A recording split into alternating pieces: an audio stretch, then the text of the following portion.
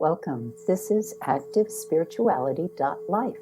It is a weekly forecast program with astrology and a guided meditation activation to help you make the most of your week.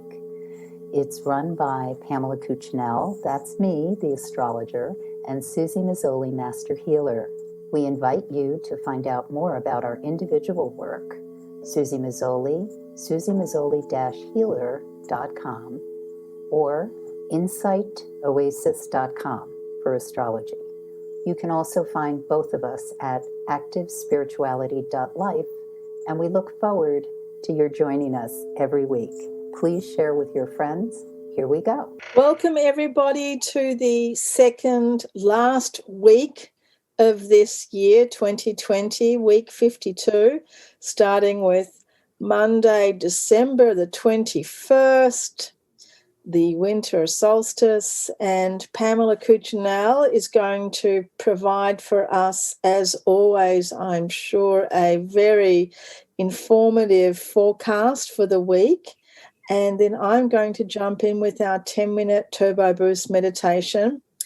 And Pam, I wish you a happy winter solstice. Many thanks, and to you too, my friend. So let us talk about this week. This is, in many ways, I see this as a very auspicious week. And as you don't need me to tell you, although you have heard me say many times, 2020 has been a year for the ages in many ways. The things that happen, the celestial phenomena, what we've been moving through. And last week with the solar eclipse, new moon in Sagittarius has set the platform and the stage for the denouement of 2020 and how we build the foundation and move forward in 2021. And doesn't mean that January 1st happens and everything magically is better, but it does mean that energetically we have passed through a lot of these gateways that have been, well, in many ways it may feel like Inanna passing through the gateways of the underworld. And that's a story you can read about on my website, InsightOasis.com. But pretty much to make that a little more succinct, this year, 2020, has been a lot about our moving through what has felt like, for many of us, the gates of hell or Hades. And if you know about mythology, and if you've done a lot of reading about that kind of information, when people go into the underworld, they don't typically come out again as mortal. And yet it's also a metaphor for going into the very darkness within and being reborn, being resurrected. And so here we are at this winter solstice, which is so symbolic of birth and new beginnings, because the winter solstice marks roughly 3 days of darkness until the light starts to come back in. And this dovetails, of course, with the Christian story where Christ is born on Christmas Day as the light is starting to move very, very slowly into longer days. But on the winter solstice, we are at the shortest day of the year in the northern hemisphere. Obviously, southern hemisphere, different story. But the thing that's the same, regardless of what hemisphere you sit on, is that we are at a time when the relationship of the sun and the earth is moving into its next half, whatever that means from whatever perspective. So the solstice points are points when The sun is either as far north or as far south from the equator from our perspective until it appears to stand still and then come back. And therefore, it marks a point when, from our perspective, it appears as though we are resetting for another half of the year. So the solstice points are very charged about here we are, winter solstice, the perspective of Northern Hemisphere. Here we are on the short days where we want to bring back the light, reverse in Southern Hemisphere. But we are at a bridge where we are resetting or coming back to a new orientation, a fresh perspective of how heretofore we have viewed all this. And so it's always a point of reflection. And this particular winter solstice of 2020 is major because not only do we have that 0 degrees Capricorn that happens at 5:03 a.m. Eastern time, adjust depending on where you are on the planet, but the other major celestial event that's happening is the exact Great Conjunction. And the Great Conjunction is when Jupiter and Saturn, from our perspective, are in alignment. And this one is very big because not since 1226, yes, I'm talking about medieval times, has Earth been able to observe such a close alignment of Jupiter and Saturn. So it will almost appear, if you're fortunate enough to be somewhere where you've got a clear night, it will almost appear as though you can see a star point, which is the planet point of Jupiter, start to look bigger. Because what's happening is Saturn's orbit behind it seems to make that point in the sky look brighter. This also occurred in 1623, but it wasn't observable from Earth's perspective. It was right in front of the sun. So obviously, if you're looking at Jupiter and Saturn and the sun is in the sky, you can't see it. So what does this mean symbolically? Well, again, you can read about it more in depth on my website or all over the internet, actually, because many people are writing about it. But the movement of Jupiter and Saturn has to do with economic cycles. And so financial astrologers really pay attention to Jupiter and Saturn. The rest of us do as well, but we may not be as savvy as the financial astrologers that we look to for this kind of information. But pretty much what's happening is Jupiter expands and Saturn contracts. So when the two are in alignment, we are in this balance point about what happens in markets and economic growth that has to do with expansion and contraction.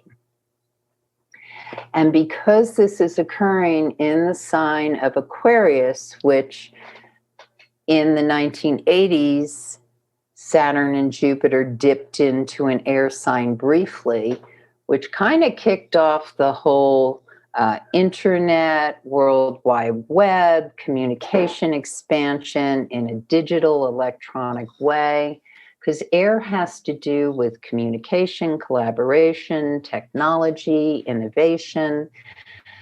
But basically, we were coming off the end of the Earth cycle when Jupiter and Saturn dominated Earth sign energy. So Earth is about substance, material, production, manufacturing, stuff. taking from natural resources, and we are changing. So people are resisting, not all of us, obviously, but a lot of corporate or old ways of being in patterns are resisting the inevitable shift, which, as of the winter solstice, is here. And it's here to stay for at least as we look the next 140 years or so, because there is a kind of shifting that happens when the elements change signs. But basically, we look at it as pretty much 200 years of what the dominant way of doing industry, business, economy is. So, what does that mean for you as an individual? Well, on the winter solstice, it's a wonderful time to look at what do I want to bring in the realm of communication, things that expand my sense of collaborative ability, networking, creative ideas, innovation, welcoming in a sense of the future, and recognizing that the past is a foundation, but it is not what will stay. The other thing that's really intriguing is that air sign energy, Aquarius, is really welcomes in youthful energy. So it doesn't mean those of us who are over 30 become obsolete, but it does mean that the opportunity for young voices, youthful ideas, a kind of exuberant experimentation comes in that welcomes in possibilities that have not been really acceptable prior to this point in time. The winter solstice is well aspected. It, as I said, the exact point, 5:03 a.m., this Jupiter Saturn conjunction I'm talking about actually occurs when the moon is void of course. So the moon goes void of course at 5:24 a.m. So it's really good to do your pre-dawn thoughts either the night before, or if you're an early riser, your meditation intention about what it is you're welcoming in. And when the moon is void of course, we're not in a point where we're really about let's start something new, let's initiate a new thought, let's call a new client, let's concretize a deal. We're more in a place of nebulous energy that's got to do with cleanup, deconstruct, put things in order, set the stage for the next scene that comes in. And interestingly, that's when the exact alignment happens, when that moon is void of course. So that suggests to me that, again, it's this sense of what is taking form. And it's imperative that as many of us who welcome innovation, change, experimentation, creativity, youthful endeavor, youthful exuberance, that as many of us who really welcome in new possibilities hold that space over this span of time, because there will be people who feel lost, who feel unmoored, who have a sense of they don't know what's going to happen next. So the more energy that's directed into hopefulness and exuberance, the higher the boat can kind of float in the sea of confusion that some people will be feeling.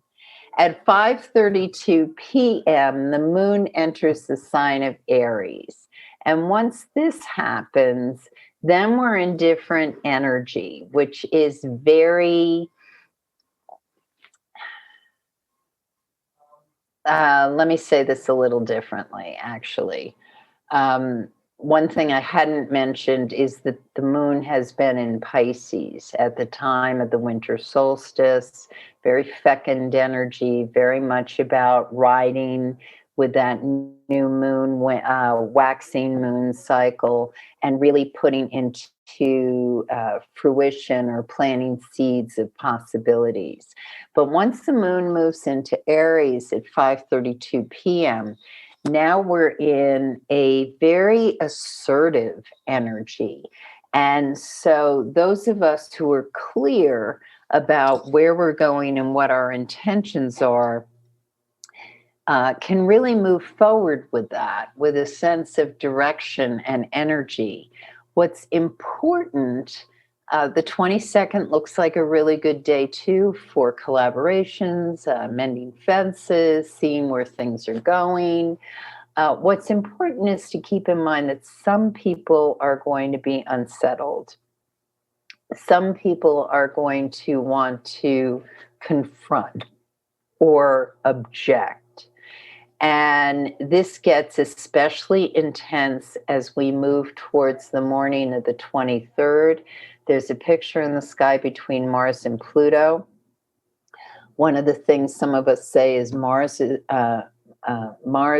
certainly is the planet that has to do with desire, how we assert ourselves, aggression and anger, forcefulness, warrior energy. And Pluto is the higher octave of Mars. So Pluto is very, it's a force that dominates and will take as long as it takes to push through whatever it needs to push through, and can be quite unrelenting. So this can be used in ways that are very powerful and creative and positive, or it can be used in ways that are manipulative in a negative sense, destructive and punitive. So when Mars and Pluto are in square, in hard aspect to one another, it's very important that you are aware of your agenda and also the agenda of people around you, because you don't want to get caught in to somebody's negative spin, whatever it may be, or a power struggle that is not going to be productive. And so ideally, this is something you might witness on the news or with other people where they're kind of spinning out, but you don't want to get engaged with it. For those of us who have this kind of configuration in our personal horoscope, it's very important time to be aware of what it is that you may be angry about or feeling frustrated about, so that you can use that as a tool to understand, how do I be more productive with this energetically? Because these configurations, when we have them, and I'm speaking personally because I happen to have this exact configuration, and I know it's certainly not, and it's like giving a kid a high power motorcycle or weapon and not having taught that kid how to use it. Obviously, at this point in my life, I've developed a lot of awareness about the power of it, and the beauty when someone has Mars Pluto aspects is that it is tremendously powerful at stripping down to whatever the grievance or point of conflict is, and turning it around. But one has to be aware they have it. It's a surgical orientation, and obviously, if somebody's wielding a sharp object and really doesn't know the power and strength of it, they can get, they can cause trouble. So when this is moving through by transit, those of us who engage with this energy on a regular basis can really kind of laser focus with it. But if we encounter it and we're kind of not aware of it, it can throw us. So that's why I'm letting you know that it's a powerful energy that's out there, one that you can work with effectively. But the most important thing is don't get baited and cool down situations that have a tendency to inflame. And actually, this is a really well aspected day for those of us who ride through those kind of flare-ups with total awareness and alertness. So stay alert on December 23rd, and don't get baited.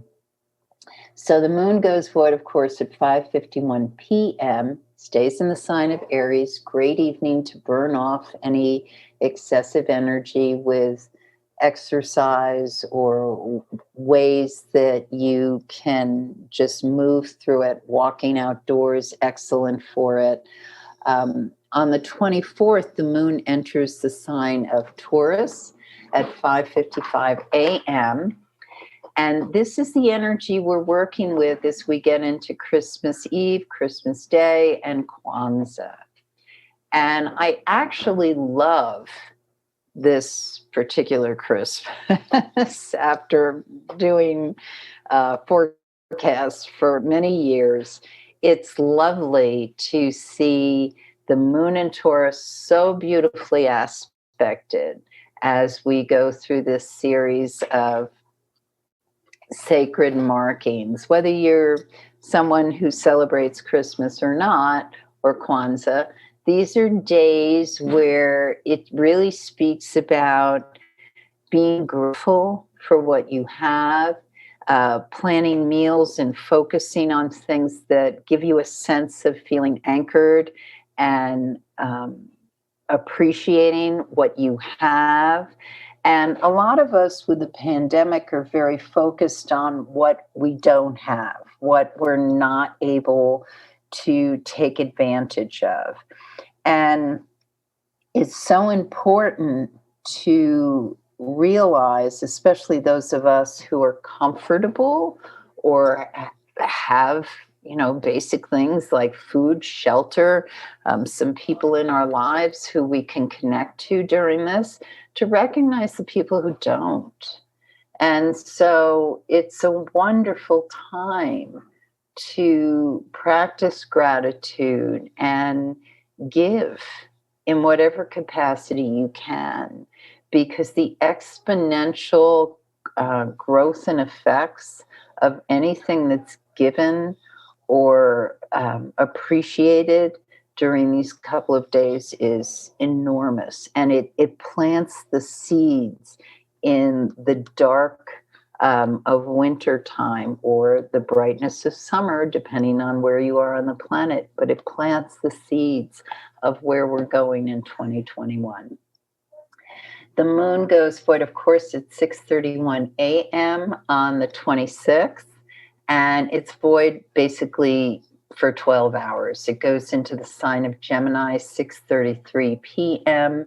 So it's a lovely day to just do quiet, reflective, appreciative, very grounded things. When it goes into the sign of Gemini at 6:33 p.m., then it's starting to really book. Energetically, things are moving. So, if you get on the computer at that point in time, you may find yourself very, very busy, and a lot of communication and connections that happen on the 27th, Sunday as well. These are strong, energetic days for making connections, having communication that really can grow into something that has a lot of focus and direction. So whoever it is you want to reach out to, or responds to you, or reaches out to you, give back, especially anything that's youthful, creative, vibrant energy, because this is setting the stage for where we're going. And now I turn it over to Suzy. And the eternal optimist, which I have been labeled many a times. So just before I go into the meditation, Pam's talking about the act of giving, the act of sharing. During the last year, I've been working very closely with Chief Oren Lyons and Chief Arva Looking Horse, who are very special individuals here in North America, and they've reached out to me asking us to help raise funds for the Indigenous people here in North America, for the Native Americans who are suffering from really severe, extremely severe conditions due to COVID. So if anybody would like to assist, please drop us an email through our website, and I will be so happy to share information with you. Thank you. Okay, so let us go into our second last meditation for this year. I invite everybody to take a place of quiet, of stillness, of silence, and as you just collect yourself, taking a few deeper breaths.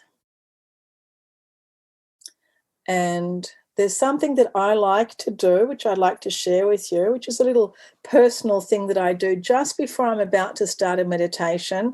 I look at a plant. I have a house full of houseplants, but I also live in the forest. So I either look outside to the tree or to anything that might be flowering at the time, or I look to one of my beautiful plants inside.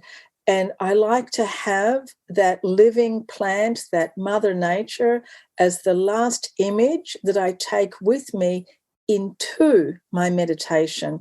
And you'll find that it actually does make a difference. I find that it's like an imprint of something that we take with us into that state of closed eyes.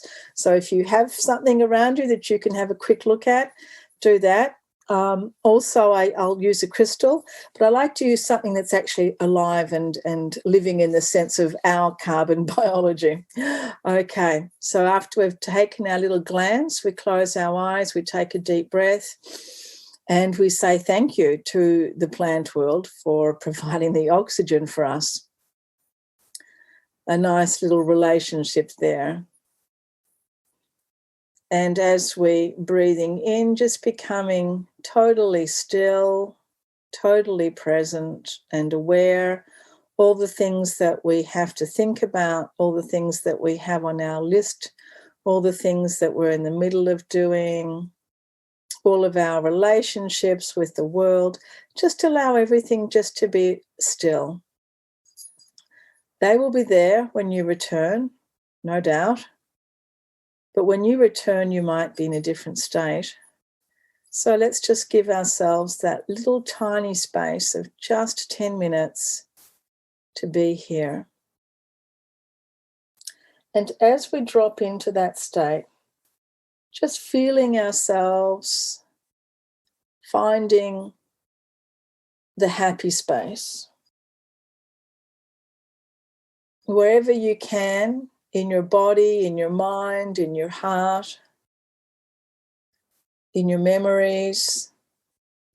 And if you've never, ever been happy in your life, then make it up. Find the imaginary space.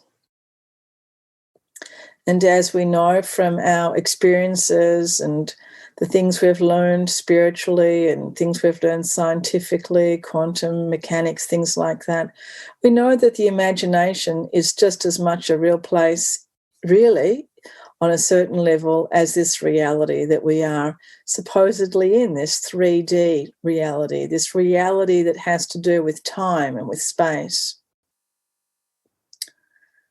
So go and find a happy place, a place where there is fulfillment, where there is joy, a place where there is happiness. Try and find that place that could be unconditional happiness. And not necessarily concentrating on what's made you happy, whether it's people or a situation or a landscape. Just now tap into the actual state, the sensation. How do you feel emotionally in your body, in your mind, when you feel happy? So we're not recreating necessarily the situation or a memory. We're not attaching the happiness state to anything except just to itself, just to the happiness state. We might use a couple of little lures or tricks to get us there. We might use some memories or conditions, but once we're there, just capture the state. And you can visualize this state now as a beautiful, glowing, green seed of light at the heart center. You can imagine that it's quite small, like the size of a walnut, an acorn. And the light is intense, green, vibrant light. It is the light of joy, of love. And as you're visualizing that light now, just see it very, very gently starting to come out from that small space and start to fill up your chest cavity, your physical chest cavity. So now you're glowing with this beautiful green light. And then visualize it really going inside every single cell, all the way penetrating down to the atomic level, to the subatomic level. It is the light of happiness, of loving kindness. And as you're visualizing this particular color, you're creating a frequency in your body.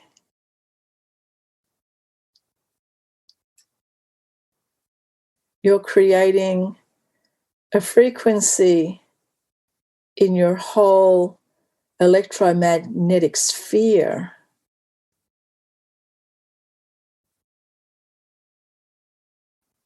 And the cells are responding. The thoughts are responding. And even the beings around you can feel that.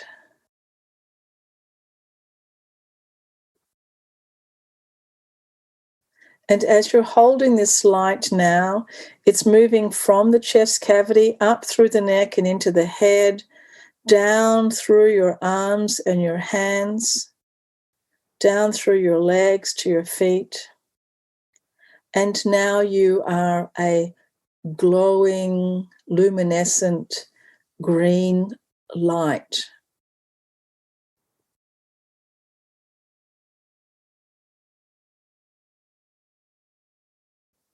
And you can feel these ripples of light now radiating from your heart center, radiating out to all of the beings around you. You're not choosing who receives and who doesn't receive. It just goes everywhere. It interacts with every single atom in its environment. And it brings about tremendous optimism. And we are reminded that we are the ones now. We are the ones now in our household, in our families, in our communities. We are the ones now at our place of work. We are the ones now that will hold this green light of loving kindness, and we will, in every single situation, with reality, of course, but we will bring optimism. We will bring hope. We will always strive to find a resolution, an understanding, peace. We will strive to be the one that understands, the one that reaches even more and stretches even more to be compassionate, to be generous, to be loving and kind.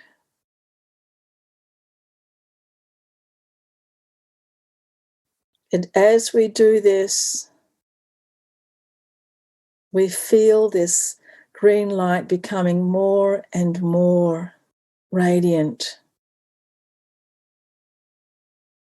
And gently, as we open our eyes,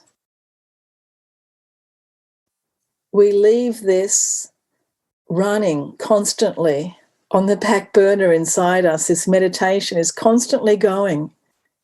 It's going to be our default setting, that we are always being the optimist, the bringer of light, the bringer of peace.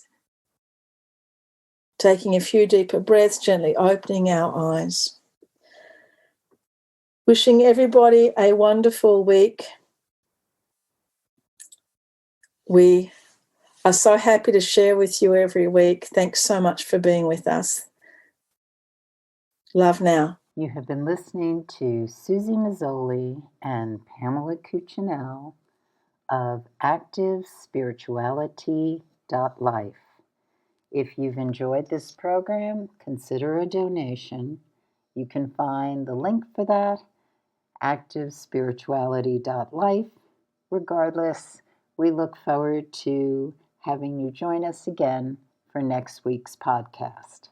Please share and have a great week.